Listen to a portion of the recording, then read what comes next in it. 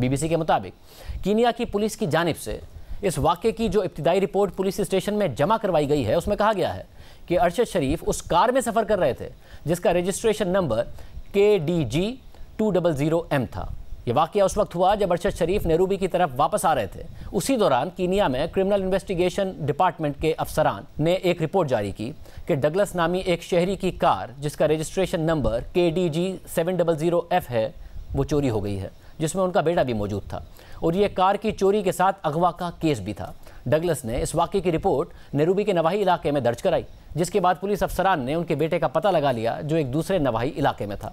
Police के मुताबिक अरशद शरीफ की गाड़ी पर 9 गोलियों के निशानात हैं, जिनमें से सिर्फ एक गोली टायर पर लगी है। लेकिन BBC के मुताबिक इस पुलिस रिपोर्ट में बयान किए जाने वाले वाक़यात पर कीनिया के मकामी सहाफ़ियों की जानिब से शुबहात का इजहार किया जा रहा है। कीनिया के मीडिया ग्रुप दी स्टार के चीफ क्राइम रिपोर्टर ने बताया कि वाक़े के बाद उन्हें पुलिस ने जाए वक़ुआ पर जाने की इजाज़त ही नहीं दी। उनका यह भी कहना है कि इस फायरिंग में ड्राइवर को खराश तक नहीं आई और पुलिस ने बताया है कि ड्राइवर महफूज है। इसी तरह अगर गाड़ी को रोकना था तो गाड़ी के टायरों पर फायरिंग की जा सकती थी। बराह रास्त अरशद शरीफ पर फायरिंग की वजह समझ में नहीं आ रही है।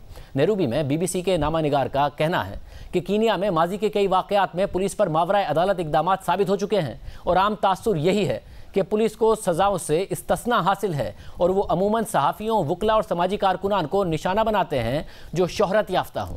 पुलिस में नीम फौजी डिपार्टमेंट GSU के अफसरान आला तरबियत याफ्ता हैं। उन्हें अक्सर पुलिस के साथ तैनात किया जाता है और ये शहरियों पर तशद्दुद की वजह से बदनाम है। इस केस में भी यही तहकीकात जारी हैं कि आया वो अरशद शरीफ के कत्ल के ज़िम्मेदार हैं या नहीं। इस केस में ऐसे सवालात सामने आए हैं कि अगर गाड़ी की चोरी का मामला था तो उस पर अचानक फायरिंग क्यों की गई, इतनी गोलियां क्यों इस्तेमाल की गईं और शनाख्त का तरीक़ाकार क्या है।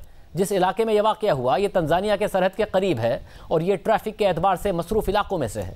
BBC के मुताबिक दी स्टार कीनिया से ताल्लुक़ रखने वाले एक सहाफ़ी का कहना है कि पुलिस ने अपनी रिपोर्ट में यह भी कहा है कि गाड़ी अरशद शरीफ के भाई खुर्रम अहमद चला रहे थे और हमें बाद में पता चला कि अरशद शरीफ के कोई सगे भाई नहीं हैं। हो सकता है कि वो कज़न या दोस्त या रिश्तेदार हों। ये तो वो सवालात हैं जो BBC और कीनिया का मकामी मीडिया ही कीनिया की पुलिस और कानून नाफिज करने वाले इदारों पर उठा रहा है। खुद कीनिया के सीनियर सहाफ़ी इस कत्ल पर सवालात उठा रहे हैं और कीनियन पुलिस के मौक़िफ़ पर शक व शुबे का इजहार कर रहे हैं। कीनियन के सहाफ़ी मार्विन ने आज ट्विटर पर लिखा कि पाकिस्तानी सहाफ़ी अरशद शरीफ को गोली मारने के वक्त कीनिया की पुलिस किसकी तलाश में थी जिसे वो गलत शनाख्त करार दे रहे हैं। मैं इस कहानी को मानने से इनकार करता हूँ कि अरशद शरीफ को ज़बरदस्ती रोड ब्लॉक से गुजरने की कोशिश में गोली मार दी गई। ये किसी भी सहाफ़ी का किसी दूसरे मुल्क में होते हुए तर्ज़ अमल नहीं हो सकता।